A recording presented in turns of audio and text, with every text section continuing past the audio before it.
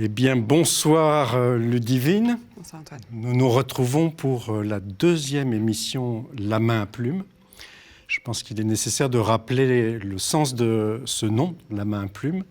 C'était celui d'un groupe de poètes surréalistes qui, en 1940 et surtout à partir de 1942, a décidé de rentrer en résistance. Ils ont continué une revue du nom de La main à plume. Ils ont continué des publications de poèmes, des publications de textes de résistance. Et puis finalement, ils sont passés même à la lutte armée, à la résistance armée. Et mal leur en a pris, mais pour nous, c'est un bel héritage. Ils ont fini assassinés par les Allemands en 1943 dans une clairière de la forêt de Fontainebleau. Voilà, cet héritage est un héritage peu connu, mais qui nous a inspiré l'idée qu'entre la littérature, entre le monde des idées, le monde des mots et le monde de la résistance en actes, des gestes, entre la plume et la charrue, puisque cela fait référence à un très beau poème de Rimbaud, il n'y avait pas de déliaison, au contraire, il y avait plein de liens tissés et qui s'expriment d'autant aujourd'hui. Merci Antoine, bonsoir à toutes et à tous. Merci à l'équipe du Média de nous accueillir pour cette deuxième émission que nous consacrons aux Gilets jaunes. Nous pourrons partir de ce qu'on a pu lire sur un des gilets. Nous sommes tous des femmes et des hommes politiques. C'est une formule qui nous a beaucoup marqué, qui nous semble vraiment très importante pour caractériser ce mouvement qui a décidé de se réapproprier la chose politique, de se sentir légitime à faire du commun et à sentir véritablement en prise avec le monde tel qu'il est et tel qu'il ne va pas. Pour nous, il ne s'agit pas du tout d'une commémoration. C'est vrai que c'est l'anniversaire, le premier anniversaire du mouvement des Gilets jaunes, mais il ne s'agit pas pour autant évidemment de l'enterrer, mais au contraire de montrer toute sa vitalité, toute sa force. À nos yeux, c'est à la fois un surgissement, un événement au sens fort du terme. C'est aussi un soulèvement populaire qui pose des questions essentielles en termes de justice sociale, de justice fiscale, mais aussi de démocratie, et on aura l'occasion d'y revenir. Il faut d'abord souligner, avant de présenter chacun et chacune de nos invités, que tous autour de la table, soit nous sommes Gilets jaunes, nous nous sentons Gilets jaunes, soit nous sommes en forte sympathie avec ce mouvement qu'il est hors de question pour nous de regarder de haut. À nos yeux, il y a vraiment un mouvement social qui est l'un des plus durables de l'histoire et qui, encore une fois, pose des enjeux absolument essentiels. Et nous étions plusieurs autour de cette table à être place d'Italie il y a quelques jours. C'est un moment qui nous a beaucoup marqué. La NAS, l'idée même d'un État policier qui s'incarnait dans cet espace. On a été tous très choqués, profondément tristes et profondément indignés aussi que, encore une fois, une personne, Manuel de Valenciennes, perde un œil à l'occasion de cette répression policière. Et c'est de ça qu'on veut parler, sans à aucun moment dépolitiser ce mouvement. Nous avons ce soir avec nous 4 autrices et auteurs auxquels nous souhaitons poser quelques questions un peu fondamentales. Bien entendu, premièrement, pourquoi ont-ils écrit ou pourquoi ont-ils œuvré sous l'inspiration du surgissement du mouvement des Gilets jaunes ? Bien entendu, un an après, se pose la question de qu'est-ce que leur travail et leur relation au mouvement des Gilets jaunes a produit en elles et en eux. Et bien entendu, pour finir, puisque nous sommes un an après et que les choses ne s'arrangent pas, quel est leur jugement, quelle est leur perception de ce qui se passe aujourd'hui vis-à-vis du mouvement des Gilets jaunes. Alors, nous sommes vraiment très heureuses et heureux de vous accueillir. Merci beaucoup de votre présence. Je voudrais commencer par présenter Pascal Fautrier, qui a publié ce livre « La vie en jaune » aux éditions Au Diable Vauvert. C'est un livre vraiment très important parce que d'un côté, il est vraiment en prise au sein même du mouvement des Gilets jaunes. Pascal, tu es allé sur les ronds-points, dans les cabanes, à Commercy, dans les assemblées des assemblées. Donc il y a vraiment une restitution pleine d'émotions, de passion aussi. Tu te dis à bien des moments passionnés, en colère, en rage aussi, face à cette violence qui s'abat. Tu te dis aussi prête à endosser plutôt ce que tu nommes un gilet orange pour faire une sorte de fusion entre le gilet jaune et le gilet rouge qui t'est aussi familier. Et donc c'est un livre aussi d'une grande subtilité dans son analyse politique. On y revient reviendra, des clivages aussi qui dessinent et qui traversent le mouvement, parce qu'il ne s'agit pas non plus d'être irénique, de considérer que ce mouvement serait un bloc homogène. Nous avons le grand plaisir aussi, et nous lui sommes très reconnaissants et reconnaissantes, d'accueillir Edoui Plenel, qui a publié donc aux éditions La Découverte La victoire des vaincus, à propos des Gilets jaunes. Donc c'est un livre, Edoui, que tu as voulu, là aussi, très en prise et en empathie avec ce mouvement dont tu considères qu'il s'agit d'une bataille pour l'égalité, qu'il est hors de question à tes yeux d'avoir la condescendance de classe de ce que tu nommes les commentateurs haut perchés. Ou alors la distance des sachants, ou ce mépris qu'on a pu aussi observer chez un certain nombre d'observateurs ou d'intellectuels. Donc c'est vraiment un livre très engagé, très sensible, et qui rend compte avec beaucoup de finesse, bien sûr, de la situation politique et de ses évolutions. Merci Edoui.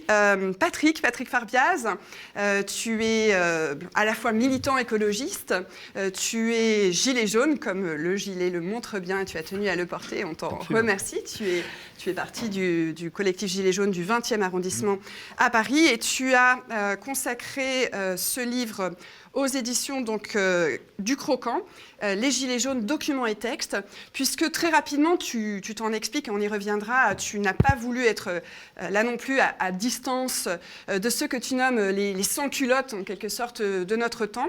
Tu as voulu être vraiment en phase avec ce que tu as appelé les zones d'action démocratique, d'autres ZAD, les zones d'action démocratique, et avec cette volonté aussi, comme tu l'avais fait déjà pour Nuit debout, de restituer la parole vive et les élaborations politiques de ce mouvement. Donc merci beaucoup Patrick d'être là.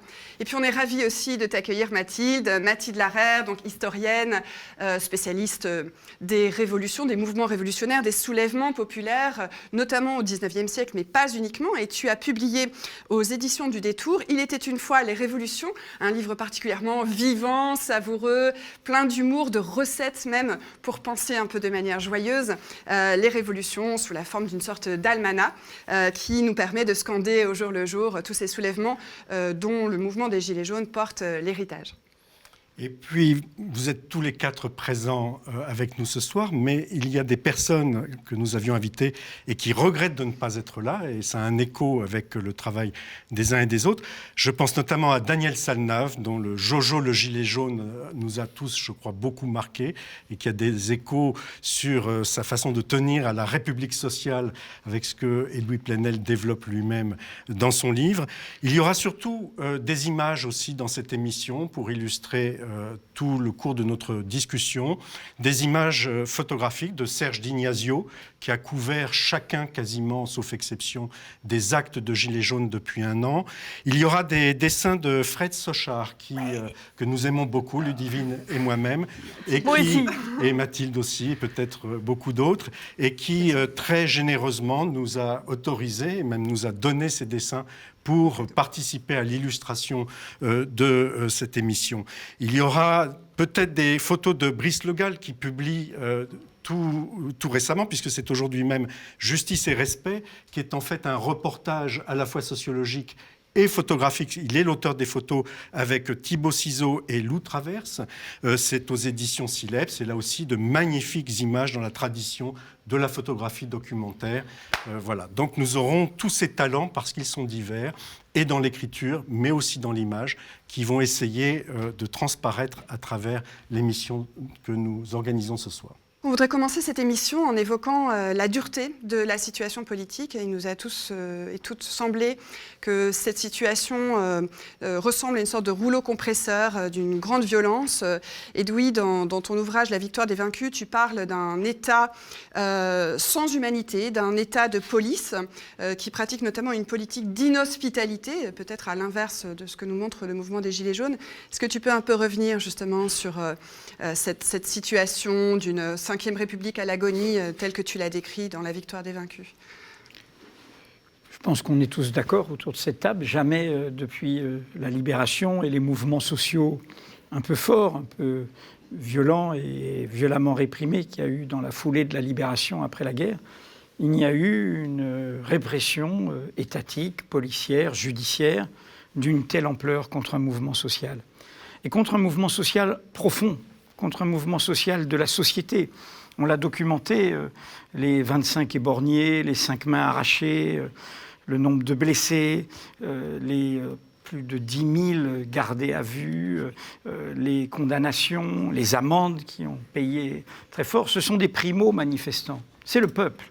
Jamais on n'a vu ça. D'où la résonance à laquelle on a tous pensé avec la violence bourgeoise au moment de la Commune de Paris. D'ailleurs, nous sommes là autour de cette table, mais il y a quelques jours, un de ces éditorialistes de l'ordre installé a dit « Oui, monsieur Thiers, il a sauvé la République !» Et oui, bon, on lui dit quand même, il a massacré les communards. Oui, d'accord. Bon, monsieur Macron n'a pas encore massacré, mais enfin quand même, si monsieur Thiers n'avait pas sauvé la République, Lénine serait maire de Paris. L'époque est dangereuse, et elle les rend bêtes, elle les rend stupides. Elle les rend encore plus stupides, encore plus violents.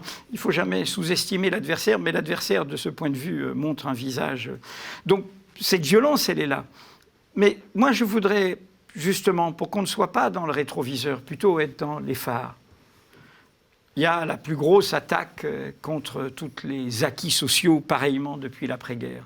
Tout y passe, la sécurité sociale, l'assurance maladie, le chômage, les retraites, tout y passe. Et c'est pour ça que le poison de la xénophobie, de l'islamophobie sont brandis pour qu'on fasse diversion. Et donc, toutes les forces qui nous écoutent, je suppose, qui écoutent le média, toutes les forces dites de gauche, elles ont rendez-vous, là, je pense, avec l'occasion qu'elles ont manquée.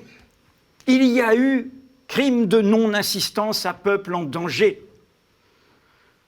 On peut s'interroger quand arrive l'événement en novembre, puis on voit décembre, le 8 décembre. Mais après, il n'y a plus d'excuses. Il n'y a plus d'excuses que... Comment ? Toutes les organisations de gauche n'ont pas appelé à un grand rassemblement, une grande manifestation auprès des Gilets jaunes. Pas dire que les Gilets jaunes me récupèrent, que je les dirige, que je ceci. Non. 9 mois jusqu'à l'été, et ils sont toujours là. Il y a eu non-assistance. Car quand vous allez aujourd'hui sur les ronds-points, nous y avons été à Mediapart ces temps-ci, il y a beaucoup d'aigreur, il y a beaucoup de ressentiment. Il n'y a pas de la gaieté, parce que quand même, on a dégusté très fort, on a pris très fort. Et donc je dis ça parce que, pour moi, l'enjeu, il est là, et qui rejoint la question de la violence. Face à la violence étatique, ce soi-disant monopole légitime de la violence que revendique l'ordre dominant, il y a de la violence en face. Mais si cette violence n'est pas accompagnée, n'est pas adossée à une dynamique majoritaire, massive, elle est instrumentalisée pour décrédibiliser. Nous savons que 89, 1830, 1848 et ainsi de suite, il y a toujours eu besoin d'une violence pour changer l'ordre dominant. Mais cette violence qui aujourd'hui est du côté des vainqueurs, qui est célébrée, cette violence, elle a accompagné, elle a eu la légitimité d'un mouvement de masse. Et la question qui est posée à partir du 5 décembre, c'est est-ce qu'un mouvement de masse de la société, puisque là, normalement, toutes les forces s'y retrouvent, même les policiers veulent manifester, même les avocats veulent manifester, même les magistrats, ceux qui sont concernés par toute cette répression, eh bien, la question, elle est posée là de est-ce que nous réussirons à faire masse ? Edoui, il y a une autre violence encore, parce que tu parles de la violence étatique, mais il y a la violence systémique, il y a la violence du système économique, social et politique, bien entendu. Dans ton livre, tu parles des 3 violences. Tu fais une citation assez célèbre. De Don Helder Camara, religieux de la théologie de la libération. De la libération, et qui a vu dans un contexte, finalement, qui a des relations avec notre contexte, ce qu'il en était de cette violence primordiale, disons les choses. Il y a aujourd'hui peut-être convergence de la violence étatique en défense de cette violence systémique. L'appel que tu fais pour le 5 décembre, n'est-il pas justement un appel à contrer ces violences, pas seulement étatiques, mais la violence du système ? Je pense qu'on n'a qu'un seul levier, c'est ce que j'ai toujours appelé les causes communes de l'égalité. Excuse-moi, le mouvement des Gilets jaunes, il est une révolution contre cette violence systémique ? Il est un sursaut de l'égalité. C'est ce que nous avons tout de suite vu, constaté. Il suffisait d'aller sur le terrain, y compris le point de départ fiscal. C'est contre l'injustice fiscale. Ce n'était pas un mouvement contre l'impôt qui permet qu'il y ait des écoles, qu'il y ait des hôpitaux. C'était un mouvement contre l'injustice. Et les chiffres, je les donne dans le livre, mais vous les connaissez. Il y a eu en un an, un choix qui a été fait, que globalement les 95-99% ont payé plus d'impôts et qu'une petite minorité, la réduction en un an de l'impôt sur les sociétés, sans compter l'impôt sur la fortune, de 30%, de 30%. 30% de recettes de moins chez les plus riches, alors que c'est une règle depuis 1789. Mathilde est là, il y a une historienne. La Révolution française, elle démarre par la question de l'impôt. On veut savoir comment on va lever l'argent et à quoi il va servir. Et donc l'égalité devant l'impôt, qui veut dire quoi l'égalité? Ça veut dire que si tu en as plus, tu payes plus. Et l'inégalité est une violence. L'inégalité est devenue une violence. C'est là où la question, y compris, et c'est là la dynamique politique des Gilets jaunes, a minorisé très rapidement le racisme, la xénophobie. Parce que si on est sur le côté de l'égalité, si on est du côté des causes communes de l'égalité, eh bien évidemment qu'on minorise ça. Parce que quel est l'adversaire historique de l'émancipation? C'est les tenants de l'inégalité naturelle. C'est ceux qui pensent qu'il y a des sexes supérieurs à d'autres, des civilisations supérieures à d'autres, des nations supérieures à d'autres, des cultures supérieures à d'autres, des religions supérieures à d'autres. Donc, pourquoi les Gilets jaunes étaient d'emblée un mouvement dont la dynamique était progressiste et émancipatrice? Parce qu'elle portait l'égalité. Et c'est pour ça qu'elle a mis de côté l'extrême droite et que l'extrême droite... Il y a eu je rappelle juste, ne jamais oublier le tournant. C'est quand l'extrême droite qui essayait d'infiltrer va armer, cogner le cortège du NPA qui était avec les Gilets jaunes. Et c'est le moment où on a compris qu'il voulait insuffler cette violence. Et c'est l'enjeu qui est encore une fois devant nous, les causes communes de l'égalité. C'est pour ça, je dis ça parce que ceux qui barguignent, le jour où il y a l'islamophobie, le jour où il y a MeToo, le jour où il y a les Gilets jaunes, le jour où il y a Greta Thunberg et l'écologie, comme par hasard, c'est les mêmes. On le voit aujourd'hui. Les conservateurs, c'est les mêmes. C'est tous ceux qui se pincent le nez sur une de ces causes-là. Toutes ces causes-là sont les causes du moment. La fracture est violente. Je pense que sur les ronds-points, ou là où vous avez été, à Commercy, que ce soit Pascal ou Patrick, vous avez vu ce qu'il en était de cette violence aussi. Violence du système, éventuellement violence de l'État. Qu'est-ce que vous pouvez en dire, vous?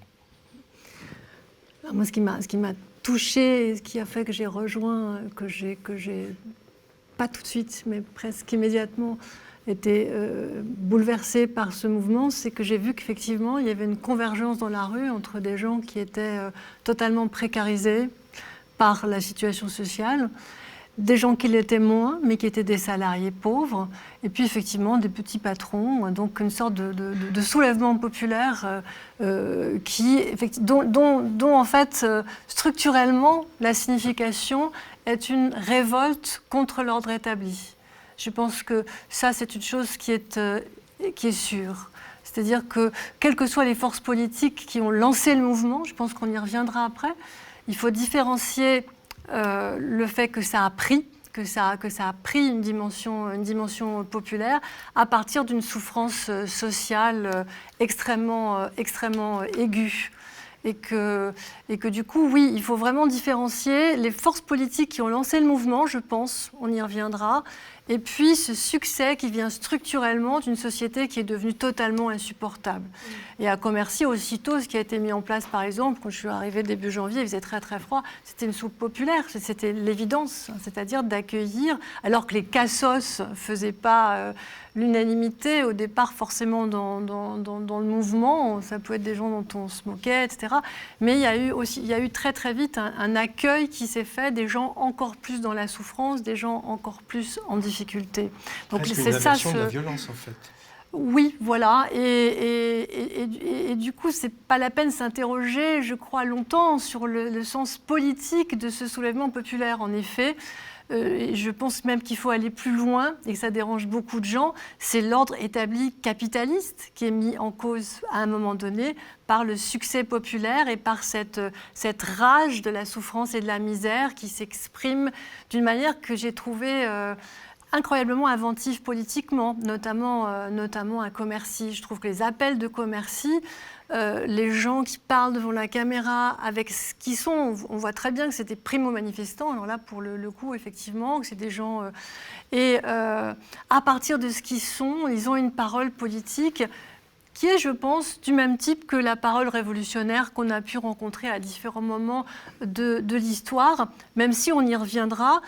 justement avec une ambiguïté de ces moments révolutionnaires. La Révolution française, bien, tout le champ politique actuel est issu de la Révolution française, donc effectivement les références à la Révolution française étaient ambiguës. Moi je voudrais juste ajouter que ce que j'ai senti de plus fort, si on veut traduire politiquement cette révolte à partir d'un sentiment de misère, que c'est plus possible, qu'ils vont nous conduire à la misère. Enfin, moi, je suis prof, quand je vois qu'on va réduire 30% ma retraite, je me dis, bah voilà, j'ai fait une thèse, j'ai passé l'agrégation et je vais finir ma vie dans la misère. Donc, il y a ce cri-là. Mais si on le traduit politiquement, je crois que ce qui est le plus juste, c'est de dire qu'il y a une sorte de nostalgie républicaine. Il y a l'idée qu'il y a eu une république, alors après il faut discuter de savoir si cette république a existé, c'est une autre question, mais qu'il y a eu une république qui était une république redistributrice et que depuis Sarkozy, y compris dans le discours, la mission redistributrice de cette République a été abandonnée. Donc je crois que ça, c'est vraiment le sens politique sur lequel peut-être on peut s'entendre, cette nostalgie républicaine, qui est aussi ambiguë, on y reviendra, mais qui est, je pense, le sens politique sociale, le plus profond. Démocratique. La République,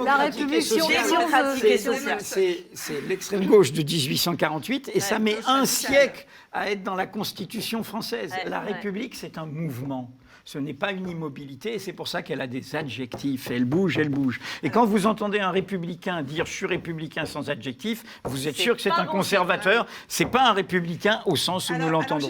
Mais là, on entre déjà dans la complexité. Edoui, dans La victoire des vaincus, tu évoques en fait ce régime de Macron qui se voulait neuf, mais qui en réalité, le vieux monde, à Montreuil, les Gilets jaunes ont dressé leur cahier de doléances au vieux monde. Tu montres qu'il s'agit à tes yeux non seulement d'une monarchie élective, mais bel et bien en fait d'une sorte d'ancien régime. Alors Mathilde, comment tu verrais les choses par rapport notamment à ce qu'indiquait Pascal sur le fait que cette souffrance, cette détresse, ce désarroi social prend la parole en fait, est révélée à la faveur même de la révolte? Dans les causes, on va dire les causes profondes, pas l'étincelle. L'étincelle, c'est la taxe carbone, mais les causes profondes, c'est la violence sociale, la violence politique, qu'on trouve par ailleurs dans d'autres espaces qui actuellement sont en train de vivre des soulèvements qui ne sont pas... c'est pas les Gilets jaunes, mais c'est lié, que je pense au Chili, au Liban. Et en fait, à chaque fois, on a finalement les mêmes logiques, les mêmes violences qui sont fabriquées par le même capitalisme, par le même néolibéralisme, et le néolibéralisme qui capte. J'aime bien le terme de Jérôme Bachet dans son livre Une colère juste, c'est la dépossession de tout, quoi. Et juste, je regarde dans le rétroviseur, mais j'y peux rien, c'est mon boulot, donc j'ai une espèce de déformation. On parlait au tout début de la répression étatique qui est très violente.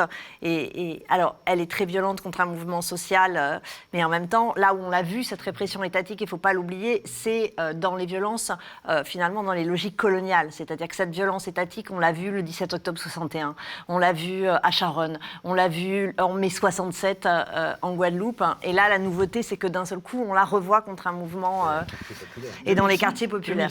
2005. Ouais. Et en fait, là, voilà, donc c'est pour ça qu'on a une histoire longue de la violence étatique à chaque surgissement révolutionnaire, que ce soit... Alors, on cite plus facilement 48 que 30, parce que même si 30, il faudrait le réhabiliter, 1830. Parce que il y a... Oui, 1830. Ah oui, j'y peux rien. Les très glorieuses de juillet 1830. Voilà, moi, comme je vis au 19e siècle, voilà, comme je vis dans ma tête un peu au 19e siècle, je donne les... 27, 28, 29 juillet voilà, 1830. Exactement. Et c'est vrai que de toute façon, toute révolution est un moment de surgissement de la parole, de prise de la parole, d'organisation. En 1830 s'expriment les ouvriers, qui s'exprimaient peu auparavant, s'expriment les femmes, s'expriment les exilés, s'expriment... Et donc on a ce phénomène. Et on a la même chose en 1848 avec... Alors ça va plus loin en 1848 parce que cette parole populaire est accueillie dans un premier temps en 1848, alors qu'en 1830 elle est tout de suite écrasée. Et pour revenir, moi je ne pense pas qu'on est dans un système de monarchie absolue, je pense qu'on est dans un orléanisme un peu teinté de bonapartisme ou un bonapartisme. Monarchie élective. Oui, ben voilà, c'est ça. Oui, c'est un mélange d'orléanisme et de bonapartisme, et c'est pour ça que la plupart d'ailleurs des textes de Macron ressemblent assez à des discours de Thiers, à des discours de Maxime Ducamp contre la Commune, à des discours au lendemain de juin 48. C'est le même mépris social, c'est la même haine du peuple, c'est la même chose. Et en face, ce qui se dresse, c'est dans la continuité de 93, donc 1793, 1848 et la Commune, c'est la République démocratique et sociale. C'est la sociale avec un grand S. C'est celle-là qui est en train de renaître. La belle.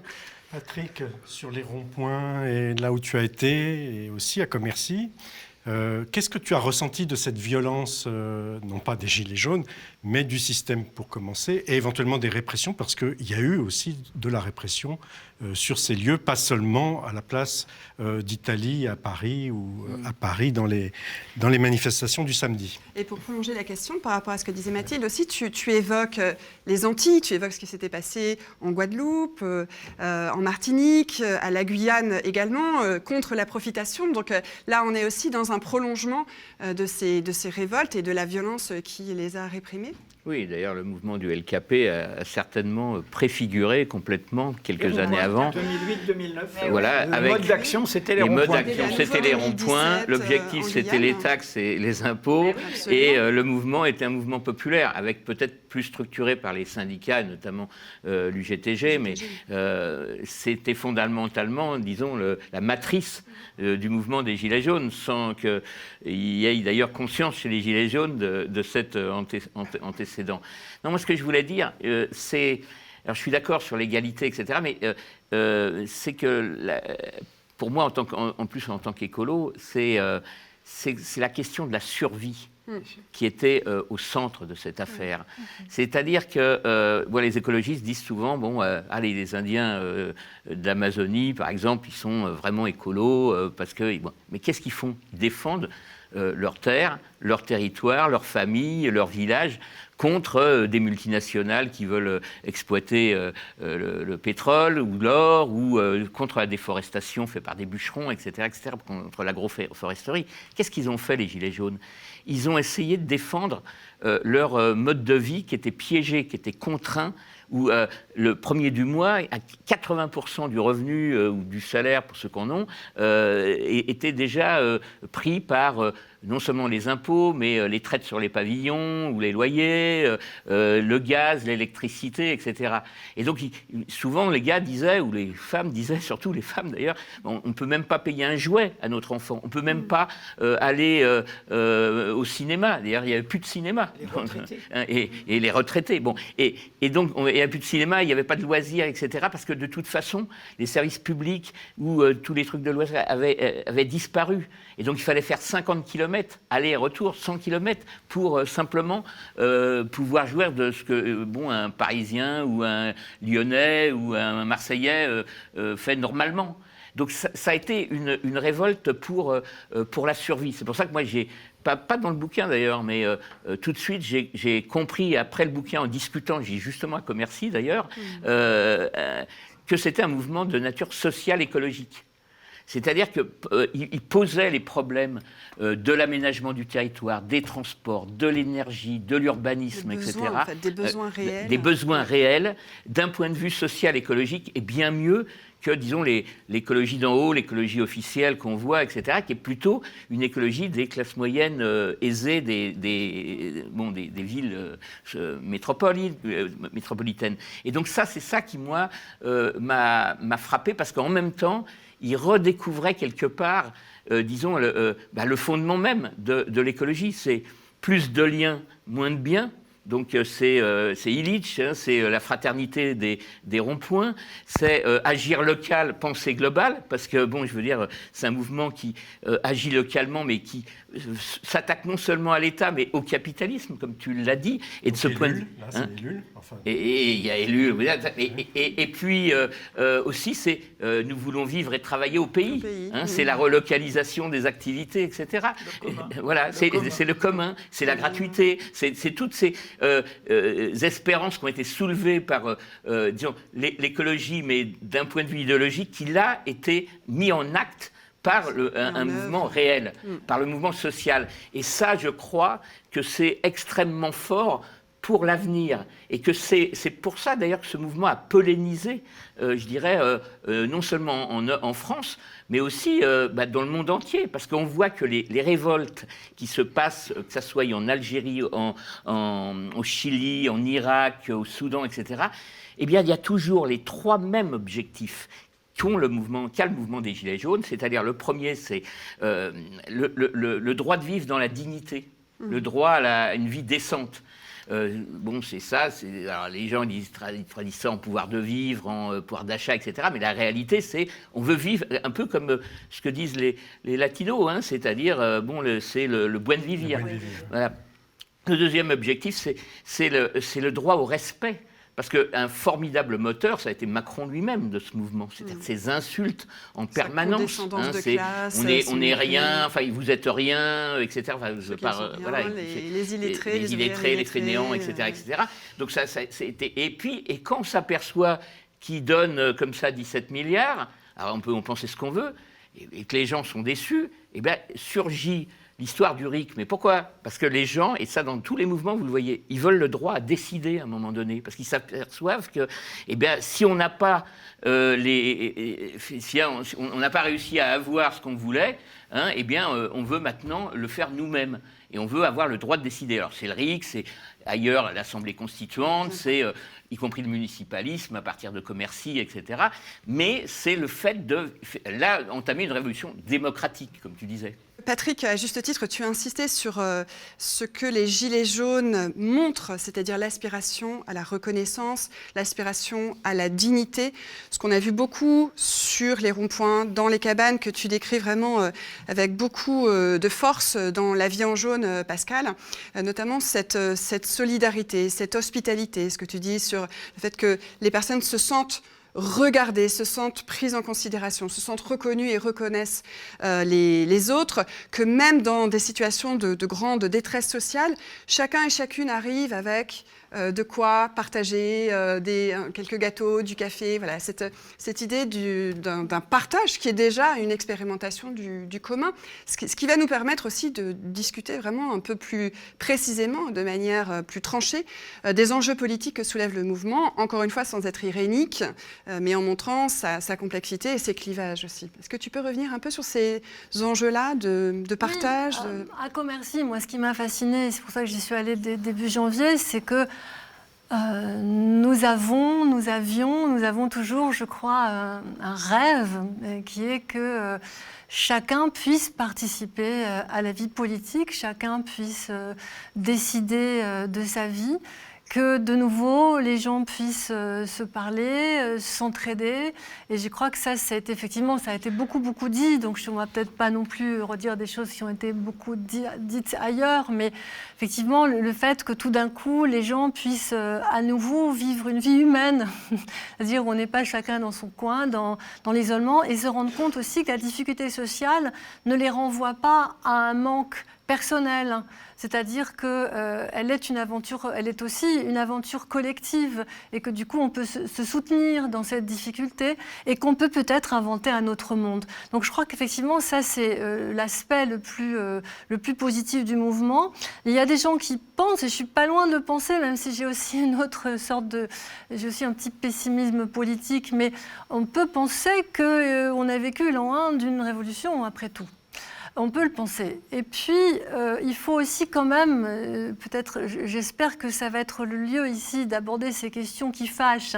C'est-à-dire que pour protéger la dynamique du mouvement, pour protéger la dynamique même révolutionnaire de ce rêve, beaucoup de monde a fait le pari d'une sorte d'unanimisme apolitique qui est en réalité, quand on était sur les ronds-points, un unanimisme apolitique de façade, qui est en réalité factice. Puisqu'au contraire, et c'est ça une révolution, il y a eu en même temps une accélération de la politisation, avec bien sûr la présence de militants politiques. Et on sait très bien quand un militant politique est dans un groupe, il a une sorte de poids, l'habitude de parler, l'habitude d'avancer des... Voilà, donc il a une influence et il est évident que les différents différents ronds-points ont été sous influence de certains types de gens très différents en fonction des ronds-points. Et je crois que quand on voyait les choses de près, on voyait une chose très remarquable, c'est-à-dire que le mouvement des Gilets jaunes, c'est une sorte de fractal de la société, c'est-à-dire qu'on retrouve toutes les sensibilités politiques de l'extrême droite aux libertaires et à l'extrême gauche. Et c'est pour ça que je crois que si on ne regarde pas en face cette pluralité politique et la conflictualité qui en a résulté, qui a existé aux assemblées des assemblées, d'une manière que parfois, moi, j'ai trouvé extrêmement violente, notamment par rapport à nos amis de Commercy qui sont devenus des amis et qui ont quand même été un peu marginalisés dans ce qu'ils avaient inventé, à savoir l'idée de construire une assemblée des assemblées de gilets jaunes. Donc cette conflictualité politique, elle a été en réalité extrêmement présente, contrairement à ce que tout le monde dit. Et j'espère qu'on va pouvoir entrer dans le détail. Mais cette décision politique avec laquelle je peux dire ici que je suis en désaccord maintenant sur le fait que pour sauvegarder l'unanimité du mouvement, il faut conserver cette façade apolitique. Je pense que c'est un point d'impuissantation du mouvement. C'est-à-dire que nous sommes arrivés à un moment où ça ne fonctionne pas, c'est-à-dire qu'on voit très bien que les limites politiques de ce mouvement viennent au contraire de ce qu'on s'empêche, les militants s'empêchent de poser les questions politiques qui fâchent. Je pense qu'à un moment donné, une révolution réussit s'il y a des gens qui opèrent des clivages. Lénine, avec les thèses d'Avril en 1917. Mais où était Lénine, là ? Je n'ai pas compris. Où était non, Lénine ? Mais, je veux dire, à un moment donné... Où était Lénine ? Oui, peu importe. Où était Lénine ? Non, mais pour qu'on soit dans le réel, y avait-il une organisation vraiment organisée, présente dans le mouvement ? Des militants, oui. Je dis ça, c'est un témoignage, et Ludivine est témoin.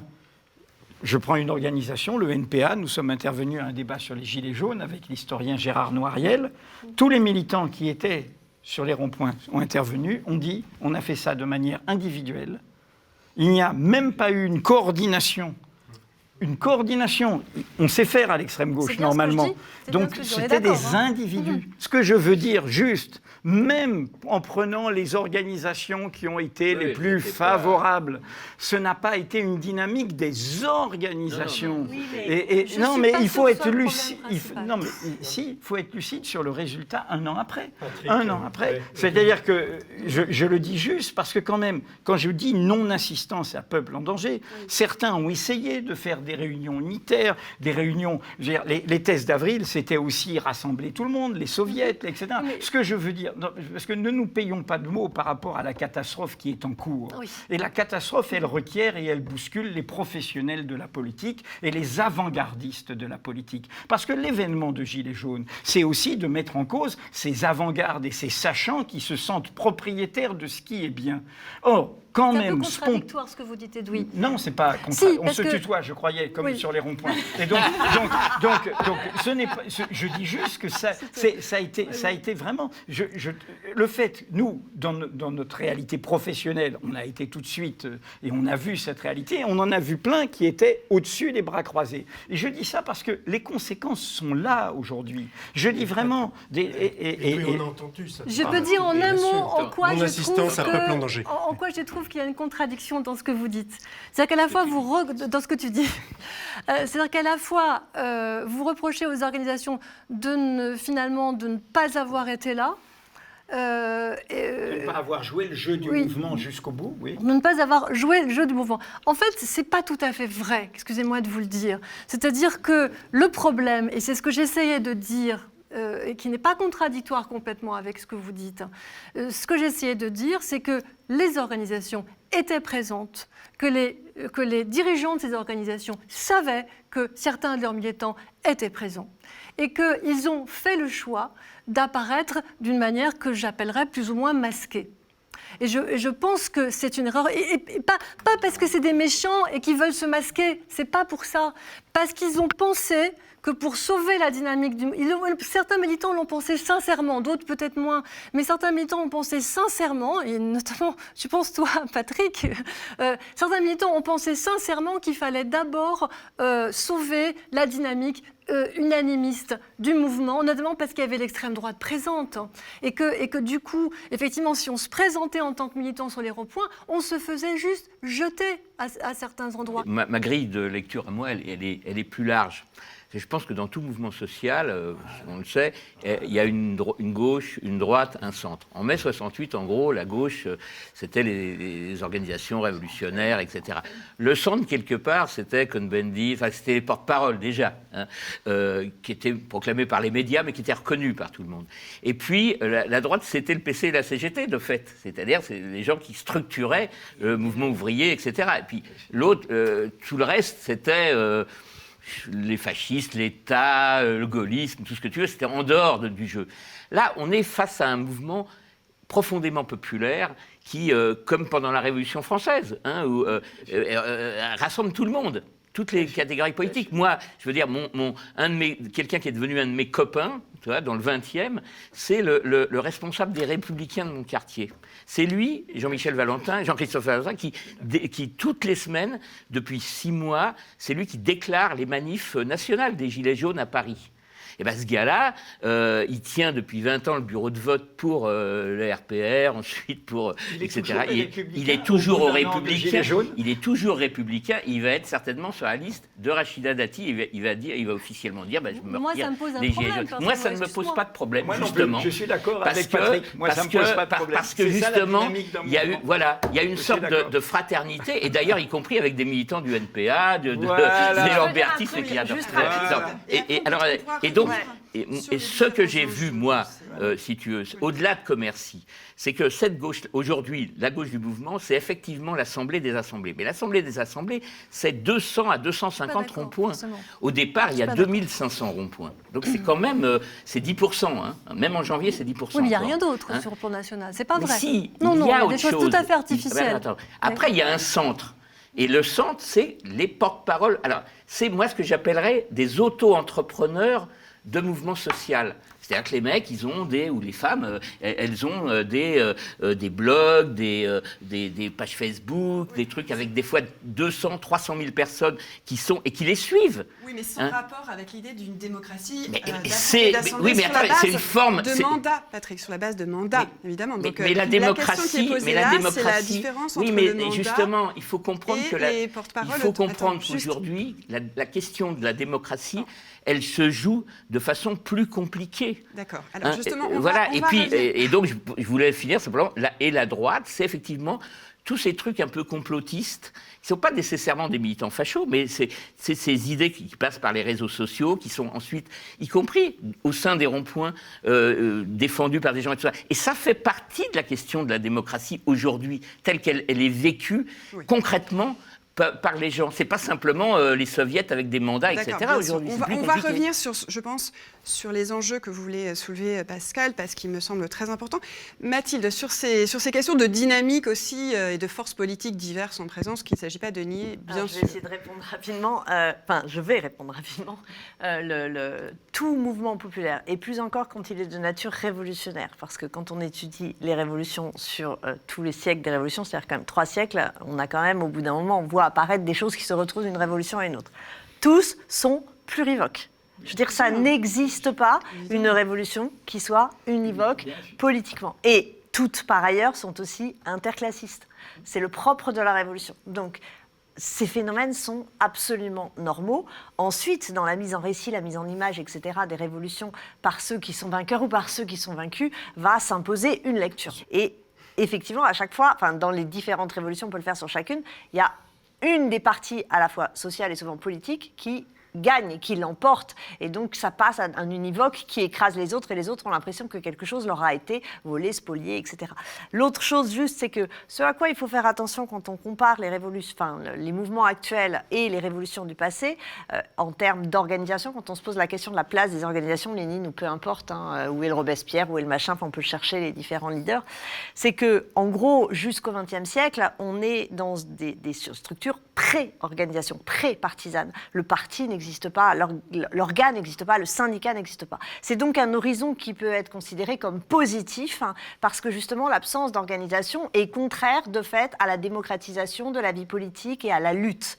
Sauf que nous sommes actuellement dans un système qui n'est pas pré-partisan ou pré-syndical, mais qui est quelque part, la question est à se poser, post, au sens où ces partis et ces syndicats ont existé, ils ont fait pour certains cas leurs preuves, hein, et leurs preuves elles sont réelles, mais en même temps ils ont fait preuve de leurs limites. Et donc ils n'exercent plus une attraction, un espoir, ils ne sont plus porteurs du même espoir dont pouvaient être porteurs des organisations similaires 50 ans ou 60 ans auparavant. Donc là on ne peut pas comparer. Il y a des fois où c'est utile de comparer présent et passé, mais là en fait ça ne marche pas parce que les organisations, elles sont actuellement déconsidérées. On serait sur un moment nouveau alors ? Oui, je pense qu'on est sur un troisième moment. en fait. Oui.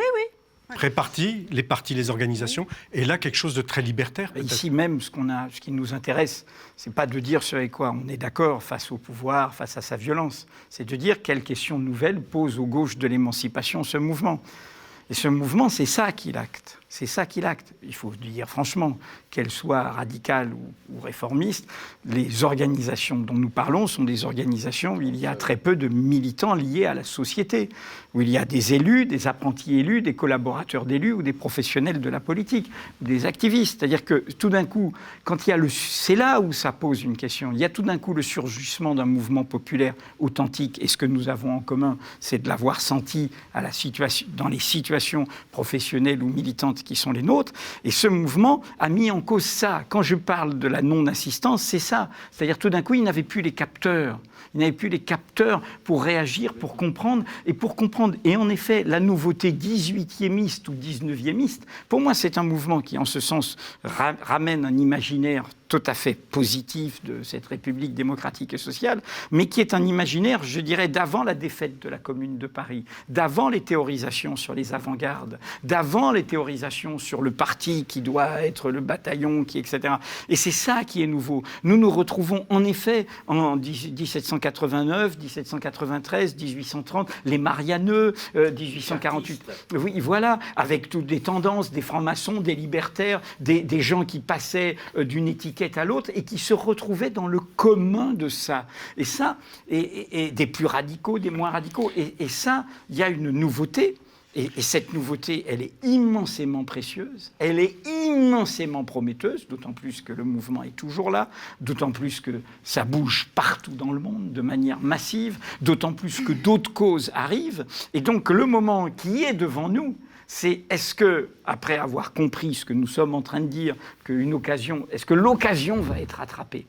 Et est-ce que l'invention va être là ? Pour moi, c'est l'enjeu. Quand on voit ce qui se passe dans les différents secteurs pour la grève du 5 et d'après, c'est l'enjeu. Et c'est l'enjeu au sens, c'est le moment pour moi de gloire des Gilets jaunes, il se joue là, devant nous. C'est-à-dire, c'est comme une course relais. Et est-ce que la course relais va se faire ? Alors, Edoui, ça veut dire quoi ? C'est que les organisations appellent à rejoindre le mouvement des Gilets jaunes ou simplement que tous soient Gilets jaunes ? Parce que tu parlais tout à l'heure, c'est encore Pascal, autre chose, c'est la gilet jaunisation du mouvement ou social. de militants qui sont venus à titre individuel, qui se transforment. qui se sont présentés à titre individuel.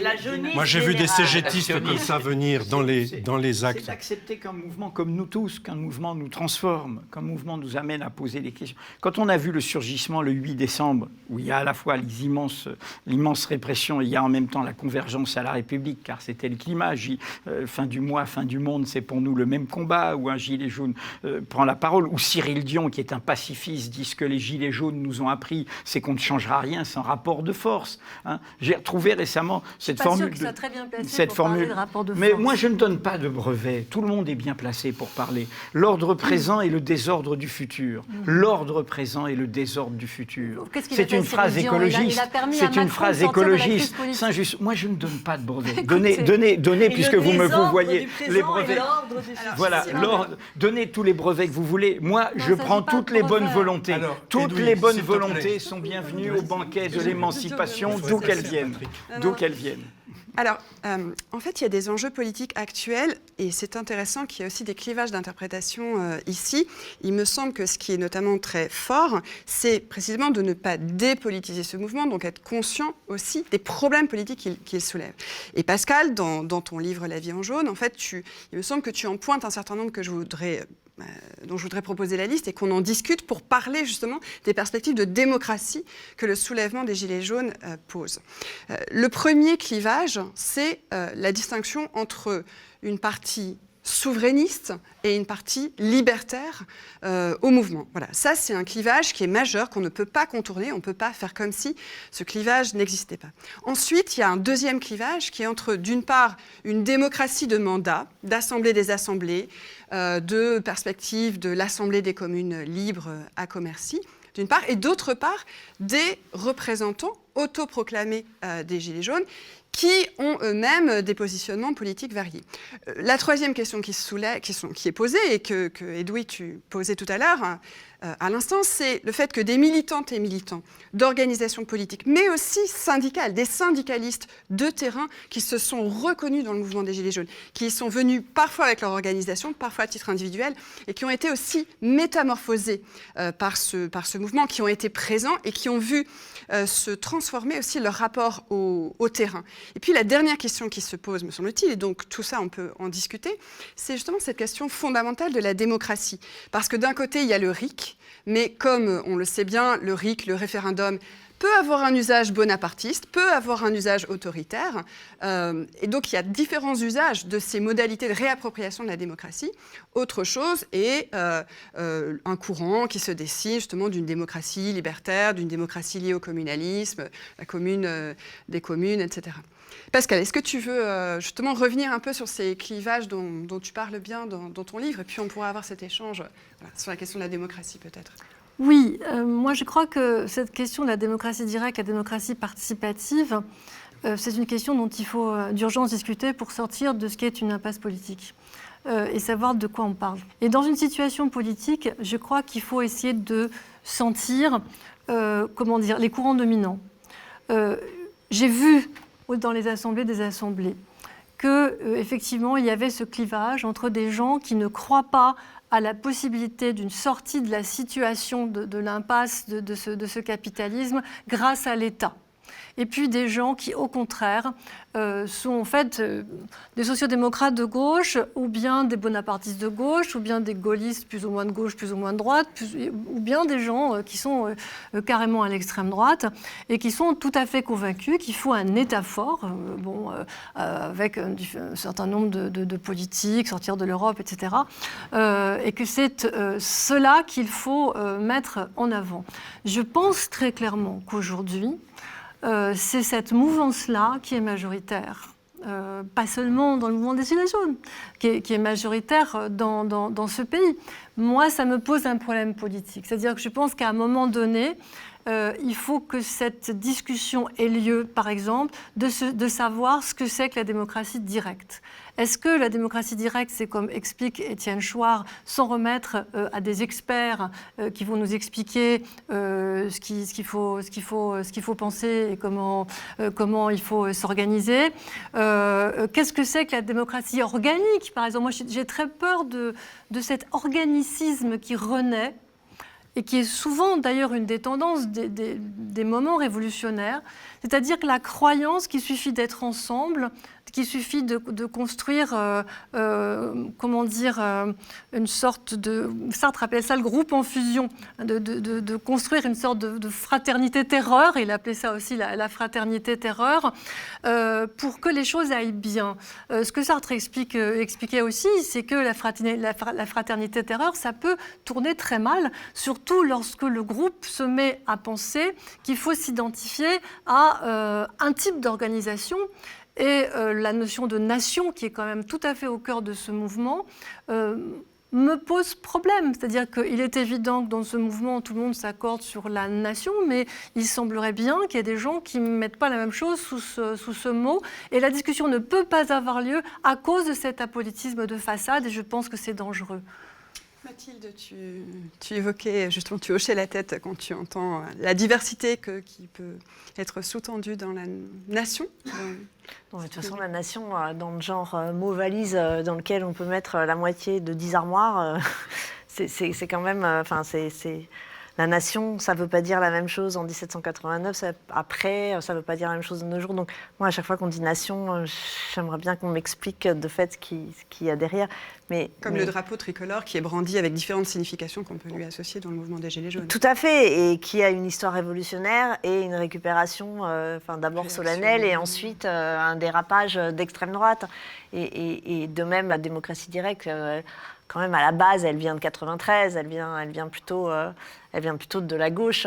Donc, tout ça, en fait, tout ce qui est compliqué, c'est que tous ces mots, ils résonnent bien, etc. Mais en fait, à chaque fois, il faudrait les définir dans le détail, voir exactement ce qu'il y a derrière, ce que ça implique. Patrick, oui, surtout. Moi, j'ai vécu quelques expériences communes, notamment les 3 assemblées des assemblées, et première, et les ADA. Et en fait, c'est drôle parce qu'on ne voit pas les mêmes choses, quoi. Moi, j'ai vécu ça, pas de façon...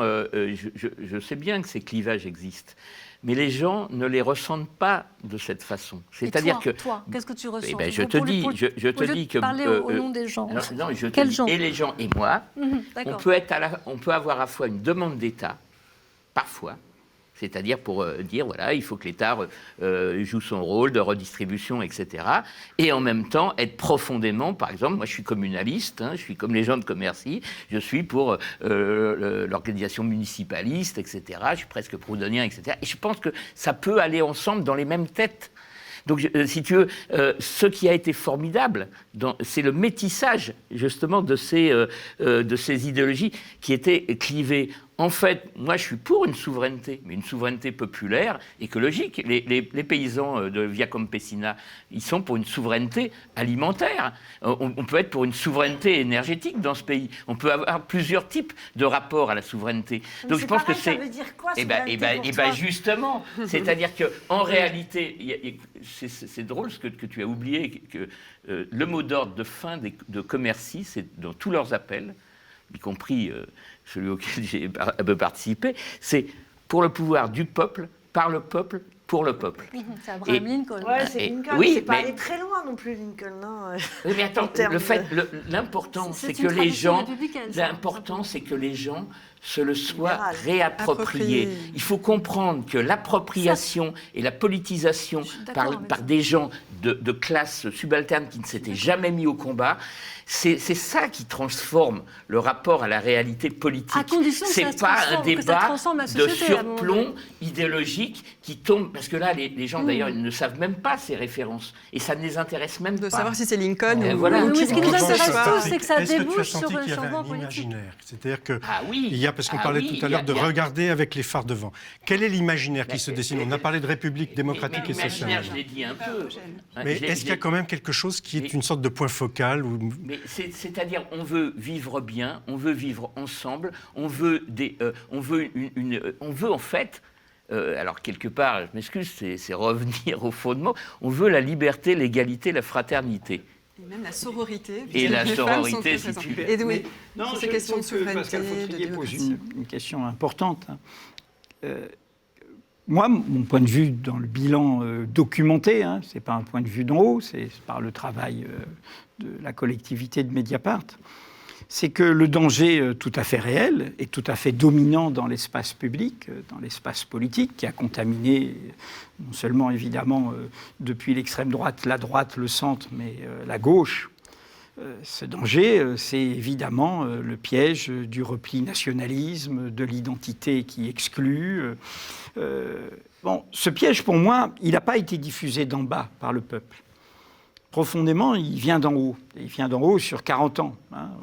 On l'a vu, l'ethnicisation des grèves ouvrières, appeler la marche pour l'égalité contre le racisme, la marche des beurs, la captation, la confiscation par SOS Racisme de l'auto-expression de classes populaires issues de notre longue histoire coloniale, le multiculturalisme de notre société, toutes des questions qui sont au cœur de l'islamophobie, de la négrophobie, de toutes les questions d'aujourd'hui, et on voit bien toutes les poupées gigognes.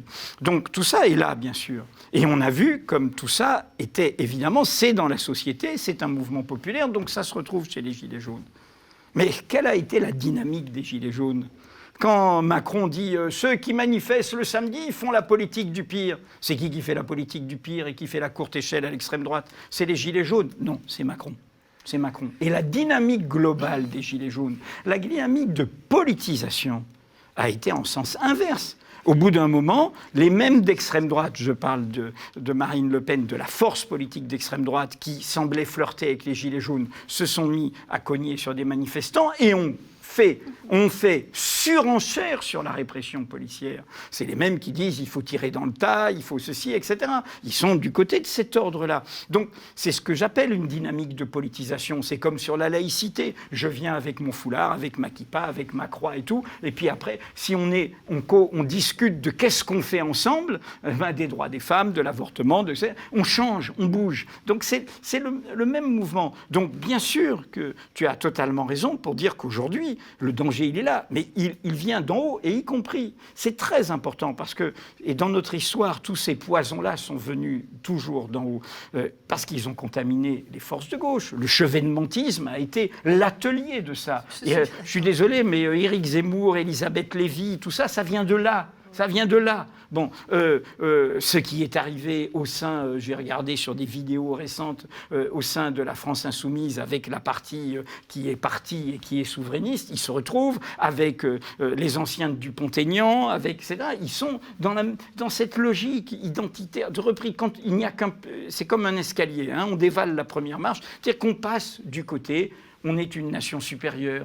On est une culture supérieure, on est un pays supérieur. On oublie le monde. C'est-à-dire qu'au fond, et c'est pour ça que, hors antenne, je montrais aux participants cette vidéo qui a fait 25 millions de types qui se fait appeler Cobb Johnson, qui est un migrant, un chauffeur routier, et qui a fait le tube des Gilets jaunes. Et c'est sur un rythme africain, ça se passe comme une boîte à Kinshasa, etc. Donc moi, ce que je trouve intéressant, parce qu'il y a eu des samedis où il y avait à la fois les jeunes pour le climat, il y avait les Gilets jaunes et il y avait le comité Adama. Ouais.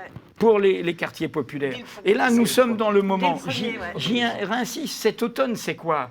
On a la bataille sur le terrain de l'islamophobie avec la caricature qui a été faite de cette superbe manifestation populaire. Où les gens reprenaient des chants des Gilets jaunes. Bien sûr, ils y mettaient l'islamophobie. Et ils disaient liberté, égalité, fraternité. Et ils disaient oui à la critique de la religion, non à la haine du croyant. Ils disaient voilées, femmes, voilées, non voilées, c'est aux femmes de décider. Et en même temps, on a le mouvement MeToo, avec l'effet Adèle Haenel qui débloque le blocage français, soi-disant la galanterie, etc. Tout ça. Et c'est très intéressant de voir que les adversaires, ceux qui ont diabolisé les Gilets jaunes, ceux qui ont montré une haine du peuple, c'est les mêmes qu'on retrouve contre MeToo, contre les musulmans, et qui disent que Greta Thunberg, c'est une enfant et qu'elle a fermé, que c'est une demeurée sur le climat. Et ça, moi, c'est cette dynamique-là qui me rend optimiste. Je crois que ce soit un tout petit peu plus compliqué que ça. Mais c'est toujours plus compliqué. Y compris actuellement dans la gauche. Je l'ai dit au début de mon livre. Tu sais, nous sommes partis d'une situation que nous connaissons parfaitement. Elle est résumée par Gramsci. Il y a un vieux monde qui est en train de mourir et qui n'a pas envie de mourir. Il y a un nouveau monde qui tarde à naître. Dans cet entre-deux surgissent les monstres. Oui. Nous savons que la course de vitesse. Mais après Gramsci, 3 ans après, il ajoute une chose. Et par rapport à tous ceux qui voudraient avoir des assurances, savoir comment ça va, est-ce que ça va réussir, est-ce que ça va marcher. Il s'en prend aux prédictologues. Et il dit la seule chose qu'on peut prévoir, c'est la lutte. Agis en ton lieu et pense avec le mot. Donc moi, je ne voudrais pas qu'ici, on donne l'impression qu'on a l'idée de ce que devraient être les Gilets jaunes à leur place. On va prévoir pour finir, Edoui, on va essayer de prévoir pour finir. Voilà, 1 an de Gilets jaunes, le 5 décembre, les mois qui viennent.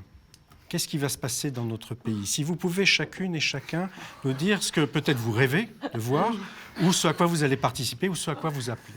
Si, en tant que gilet jaune, puisque vous l'endossez ou vous avez forte sympathie pour le mouvement des Gilets jaunes. Patrick, on commence peut-être par toi.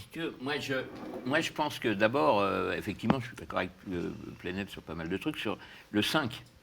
C'est-à-dire que le 5, il y a une période, disons, d'incertitude de l'événement, qui d'ailleurs a été au fond de cette histoire des Gilets jaunes. C'est quoi? C'est comme mai 68, c'est un événement. Et l'événement produit quelque chose et contamine les autres événements à venir.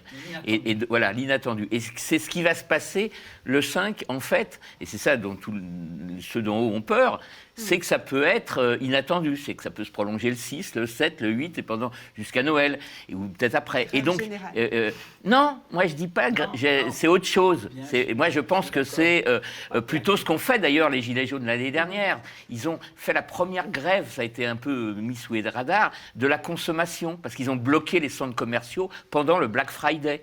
Et je pense que la question de le blocage de la distribution et de la circulation des marchandises, ça va être ça l'objectif, plus que le mythe de la grève générale. Je pense que les cheminots, ils sont au centre. Les salariés de la RATP ne se disent pas que c'est un mythe, la grève générale. En fait, ils sont en train d'y travailler, de la préparer. Ce que je veux dire, c'est qu'il y a des millions de gens qui ne sont pas dans... on est passé de la question de la production à celle de la distribution dans ce monde. Et par exemple, il y avait beaucoup... Oui, je suis d'accord, sauf que la différence avec mai 68, c'est qu'il n'y a plus Billancourt, il n'y a plus les grosses usines Citroën, etc. Le vrai problème, c'est Amazon. Et oui, exactement. C'est ça. Ce dont tu rêves, c'est pas une cristallisation, non, c'est un ensemencement du mouvement d'un an de Gilets jaunes. C'est un ensemencement avec un deuxième rêve. C'est que je pense que dans 4 mois, il y a les municipales. Et que je pense que et là aussi, ça passe sous les radars. Ça ne sera pas dans les grandes villes, il y aura les résultats, etc. On calculera qui a gagné ici ou là. Mais dans des centaines de villages ou de petites villes de moins de 15 000 habitants, où les Gilets jaunes ont pesé, il y a en ce moment des listes qui se constituent. Ce n'est pas nécessairement des listes de Gilets jaunes. C'est des listes qui se disent de citoyennes, des listes de n'importe quoi, mais qui sont fondamentalement marquées par l'esprit Gilets jaunes, c'est-à-dire un peu le communalisme. C'est l'idée de Bookchin, des communes libres, le municipalisme. On retrouve d'ailleurs l'esprit de la commune.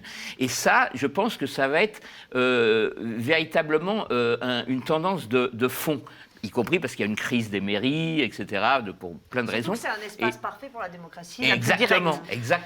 Et donc, je pense qu'il va y avoir une sorte de truc entre deux, entre comment abattre finalement Macron, l'État tel qu'il est, etc., et puis la reprise du pouvoir qui, va se marier avec toutes ces initiatives qui sont multiples de ce qu'on appelle la transition écologique et autres, quoi. Voilà. Avec en janvier à Commercy l'Assemblée des communes libres. Exactement. Voilà. Mathilde. Non, mais la question est super dure. Moi, en fait, je me rends compte, alors c'est peut-être un défaut d'historienne, c'est que comme l'histoire montre que n'importe quoi peut arriver tout le temps, je ne prévois rien, je n'attends rien. Qu'est-ce que tu espères? J'accompagne. De toute façon... Tu seras là. Tu es là. Voilà. C'est un peu, tu sais, c'est Rosa Luxembourg dans son dernier article. Bon, le problème, c'est qu'après, elle crève, donc je ne viens pas de sortir, mais... Où que ce soit, je serai là. Voilà. Donc j'attends. Je suis là. Voilà, c'est vraiment. On est là. Parce que, mais oui, mais en même temps, de fait, tu vois, on peut faire soit des grandes cassantes, c'est atroce, il va se passer ça, soit des grands. Et puis c'est forcément autre chose qui va se passer. Mais on peut avoir des espoirs. Ça, des espoirs. Des espoirs, j'en ai. Mais en attendant, voilà. Pascal, la seule chose que je peux dire. Il va se passer quelque chose. Mais de toute façon, il se passe toujours quelque chose. D'inattendu. Voilà. C'est la surprise du surgissement. Et je serai là, soit pour lutter contre, soit pour lutter avec. Pascal? Moi, j'attends que j'espère et j'attends et j'y participerai que cette grève soit absolument massive. Ah oui, ça c'est sûr. Et j'ai très peur en même temps que de ce qui va se passer après. C'est-à-dire que je pense que si les gens ne descendent pas dans la situation qui existe là, où on est en train vraiment de réduire tout ce qui avait été gagné dans des situations exceptionnelles d'ailleurs, de ce capitalisme, notamment en 1945, c'est en train d'être entièrement détruit. Il n'y a plus de marge de manœuvre de la social-démocratie. Donc je pense que j'espère que les gens vont prendre conscience que justement c'est un autre monde qui doit naître. Et un autre monde qui doit briser les féodalités capitalistes. C'est-à-dire qu'à un moment donné, il faut aller jusqu'à dire ça. Il faut que les gens soient conscients que si on ne brise pas ces féodalités, alors certes, ce sera très bien, on fera des listes municipales, etc. Je suis très touchée par cette fibre communaliste et j'espère qu'on va reprendre possession des territoires par le bas parce qu'effectivement, cette République française, dans ce qu'elle a eu de mieux, elle s'est construite par les communes, il n'y a aucun doute là-dessus, tout le monde va être d'accord. Et en même temps, je crois que le point, c'est les féodalités capitalistes. C'est-à-dire que c'est quand même ça le point dur et que ça ne va pas se passer comme ça. Ils ne vont pas se laisser faire. Ils sont prêts. Enfin, le point de blocage, c'est quand même la Ve République. Hein. C'est-à-dire qu'ils sont là au pouvoir, ils vont tenir, ils vont continuer à éborgner des gens. Ils veulent que leur politique passe, mais ils n'ont pas un doute sur le fait qu'ils vont réussir. Pascal, et moi, ces gens me font peur. Ces gens me font peur. Pascal, donc j'ai tu peur parles bien de gens. révolution. Tu dis que ça forcément. Je pense qu'il faut que les gens il y a un rapport de force conscience considérable. qu'il faut construire un rapport de force beaucoup plus puissant que celui qui a été construit jusqu'à présent pour que ces féodalités capitalistes cèdent. Et je pense qu'après, il y a des gens comme Piketty, il y a différents... Je pense qu'il faut construire un socialisme démocratique, oui, et qu'on a tout à inventer. J'écoutais la discussion entre Piketty et Badiou l'autre jour, je la trouve très passionnante. Comment construire un autre monde ? Comment construire...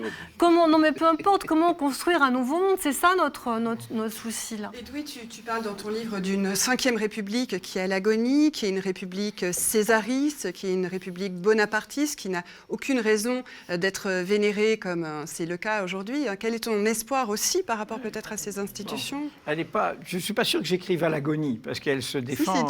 Oui, mais elle se bat pour... Elle se défend... Terriblement. Comment dire ? Parce qu'elle a contaminé, y compris toutes les forces politiques, partisanes, qui s'y opposent et qui ne cherchent qu'une chose, c'est qui sera le candidat. Et c'est une machine à perdre et une machine à mourir. Non, je pense que, premièrement, on le dit tous, on n'a qu'une chose à faire, c'est parier sur l'événement, l'inattendu. Pourquoi ? Parce que la catastrophe, elle n'est pas devant nous, elle est déjà là. La catastrophe, c'est que ça dure comme avant. Elle est là au niveau de la catastrophe écologique, de la catastrophe sociale, de la catastrophe démocratique. Elle est là, cette violence est là. Et d'ailleurs, on le voit bien dans la brutalité de ce pouvoir qui a dévoilé la grande-peur, une grande-peur des possédants. Parce qu'ils ont peur, c'est pour ça. Donc on ne peut parier que sur l'événement. Ça, c'est la première chose à faire. La deuxième chose, moi je suis journaliste, agis en ton lieu, pense avec Le Monde, dans un journal sans frontières. La seule chose, c'est d'accompagner, et ça, c'est peut-être ce qui nous différencie certains. Moi, je ne suis pas dans l'idée de penser ou de problématiser à la place d'un mouvement en cours ce qu'il devrait faire, ce qu'il devrait dire. Moi, je suis là pour accompagner toutes ces convergences dans la mesure où ce sont des convergences démocratiques et sociales. Si ce sont des convergences vers le pire, vers la régression, vers la haine, évidemment, elles rompront ce pacte. Et là, s'inventera du nouveau, car il faut que s'invente de l'inédit. Nous sommes, et c'est mon dernier point, nous sommes dans un pays où ce mouvement surgit sur fond d'une catastrophe des gauches qui n'ont pas cessé de faire la querelle de leurs petites différences. C'est la phrase de John Holloway.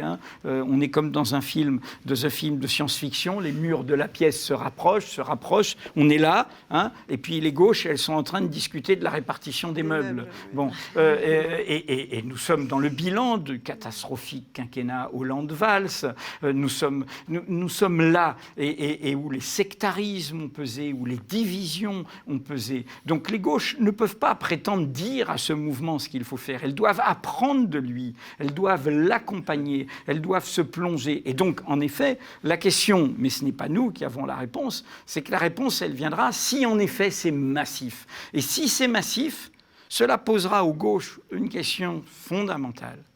C'est que si c'est massif, ça posera la question de remettre en cause le jeu où les gauches perdent, c'est-à-dire la course des petits chevaux, c'est-à-dire le piège de la Ve République. parce qu'elles y sont toutes encore. On est à 2 ans et demi, mais à 2 ans et demi, toutes pensent qui est-ce qui, lequel sera. Et ce piège est mortifère depuis 40 ans, depuis qu'en clair que la gauche s'est convertie à la Ve République avec Mitterrand. C'est de là et au néolibéralisme. Mais bien sûr, mais ça va ensemble. Ça va ensemble. En fait, ouais. Ça va ensemble. Si elle s'est convertie, c'est bien parce qu'elle a pris cet instrument, parce qu'elle s'est convertie à la politique des classes dirigeantes. Et donc, mais il ne faut pas sous-estimer le fait que ça a contaminé des forces politiques qui ne l'étaient pas au départ. Ça a contaminé le Parti communiste, ça a contaminé les gauches socialistes. Et donc, non, mais elle s'allonge. Donc, voilà. Ce que je veux dire, c'est voilà, parier sur l'événement, être l'accompagner, être là et espérer. On est peut-être un d'une révolution, peut-être. Et de toute façon, vous y étiez déjà par vos livres, par vos œuvres, par vos présences. C'est ce qui nous réunit, bien sûr. Et j'ai cru comprendre que vous y serez encore tant que ça durera. Et nous y serons pour conjurer la peur aussi, parce que ce gouvernement veut nous terroriser, parce qu'il a peur lui-même, parce que c'est la grande peur des possédants qu'évoquait Edoui Plenel. Donc conjurer la peur, ça suppose en effet d'être là et le 5 et les jours suivants, dans une perspective véritablement de rapport de force frontale. Et petit message à celles et ceux qui nous regardent et nous écoutent. Les livres, c'est important. Ce sont aussi des armes, ça a été dit. Ce sont des actes. Les médias. Merci Edoui pour représenter aussi Mediapart. Merci le média qui nous accueille tous. Voilà, souvent, Ludivine et moi, nous disons c'est comme les murs qui se rétrécissent et ceux qui se focalisent sur quelle sera ma chaise. Ce temps est révolu. Il est maintenant temps qu'il y ait une union des médias, des journalistes, des écrivains, des sociologues, des historiens, des artistes, des photographes. Pour qu'on repousse les murs. Pour que l'on repousse les murs et que l'on cesse d'être dans le strict partage d'un vieil héritage. Merci beaucoup.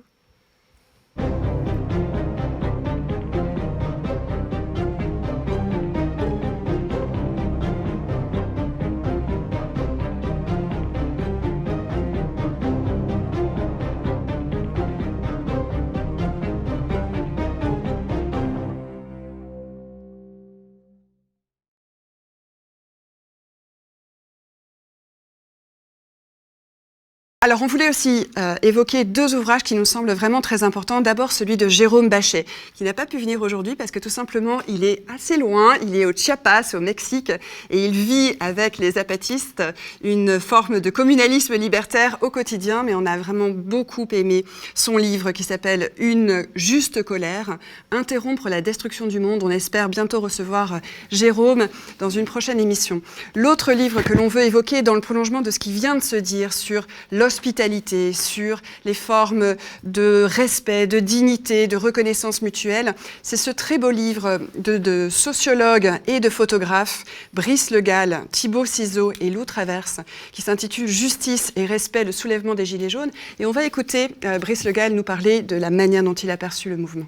Dès début décembre, on a compris avec Thibaut et Lou que le mouvement était un mouvement décentralisé, qui n'avait certainement pas lieu, dont le cœur n'était certainement pas Paris.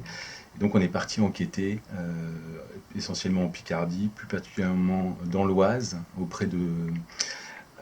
sur 3 ronds-points qui étaient en train d'être construits, notamment à Senlis, à Chevrières et au Bois de Lilius. Et donc on a frappé à la porte d'une cabane un soir de début décembre, je me rappelle, après une manifestation parisienne. Et on a été accueillis par Gaylor, Jessica, enfin un petit groupe de gilets jaunes qui se pelaient dans une de leurs cabanes. Là. On était dans la boue et à partir de ce moment-là, l'aventure a commencé. En fait, on a suivi ces gens ensuite pendant presque un an. Voilà, tous ensemble, on a gardé des contacts et on les a suivis dans les différents événements qui ont eu lieu toute l'année. C'est d'abord un témoignage sur le monde social, sur le fonctionnement des classes populaires et une volonté de soutenir les Gilets jaunes dans leur combat. C'est un point important, c'est pas quelque chose qu'on a écrit pour les intellectuels ou pour les militants, mais d'abord pour essayer de rendre un peu utile la démarche sociologique et la photographie sociale à ces personnes. Voilà, donc on est tous les trois sociologues de formation. Et si vous voulez, au bout d'un moment, on en a eu assez en fait, d'écrire des articles, d'écrire des livres qui nous parlaient qu'à nous, qui parlaient qu'à nos pairs. Et donc c'est une tentative de cette articulation de documentaire et de sociologie, de rendre utile un petit peu ce que la connaissance sociologique peut apporter à la transformation du monde social. Alors, on ne sait pas du tout si on réussit à faire ça, mais en tout cas c'est l'objectif de départ de ce livre, c'est ça. D'où un espèce de tiraillement sans cesse entre la description fine, rigoureuse du mouvement, et puis en même temps la volonté d'être utile à ces personnes-là, en utilisant notamment l'image pour entrer dans l'analyse et faire entrer le plus grand nombre de personnes possible dans l'analyse. On s'est efforcé de mettre l'accent dans le bouquin sur la manière dont les Gilets jaunes sont parvenus à neutraliser leurs divisions, notamment neutraliser les divisions entre ce qu'on appelle les assistés et les établis, entre les immigrés et les classes populaires et les Français dits de souche, entre guillemets, entre les classes populaires des villes et celles des campagnes. On essaye de présenter un certain nombre d'analyses qui permettent de comprendre la force, en fait, la puissance du mouvement, la manière dont ce mouvement a pu tenir, à quelles conditions. Alors pour moi, c'est d'abord une expérience humaine, en fait, très très forte, hein, parce que on peut connaître théoriquement en sociologue les effets du néolibéralisme, on peut connaître statistiquement voilà, les accidents du travail, etc. Donc quand on rencontre en chair en os ces personnes, ça prend un tour très différent, en fait. On a d'abord une obligation de témoigner, en fait, pour ces personnes, en fait, une obligation de les défendre symboliquement. Déjà, donc ça, c'est quelque chose qui nous lie énormément aux gens qu'on a rencontrés tout au long de l'enquête. Et voilà, donc on essaye de faire au mieux notre travail sous ce rapport-là. En fait, c'est la réception du bouquin qui nous dira, en fait, si on a bien bossé ou pas. Hein. À notre connaissance, il y a eu peu de tentatives jusqu'à présent d'articuler une approche documentaire, de photographie sociale, et en même temps ne pas renoncer à son boulot de sociologue et transmettre des chaînes d'analyse sociologique. Est-ce que ça marche? Est-ce que ça marche pas? Est-ce que ça va vraiment parler aux Gilets jaunes? Est-ce que des gens vont pouvoir se réapproprier ce qu'il y a dans le bouquin? Écoutez, on ne sait pas pour l'instant. On n'avait que ça à faire, en fait, avec Thibaut et Lou, parce que, encore une fois, voilà, on ne voulait pas se parler à nous-mêmes, on ne voulait pas parler uniquement aux intellectuels ou aux militants. On voulait vraiment un travail utile, qu'on espère utile aux Gilets jaunes.